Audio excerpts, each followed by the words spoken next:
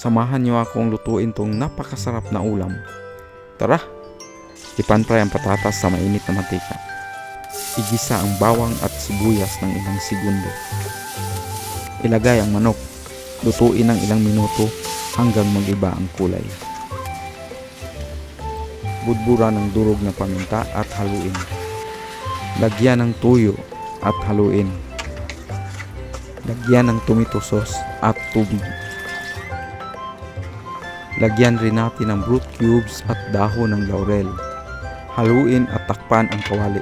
Hinaan ang apoy isimmer hanggang lumambot. Gumamit rin tayo ng calamansi juice.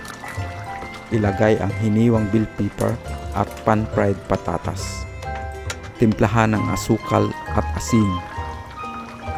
Tikman at i-adjust ang timpla. Ilipat sa serving dish ug mga unata.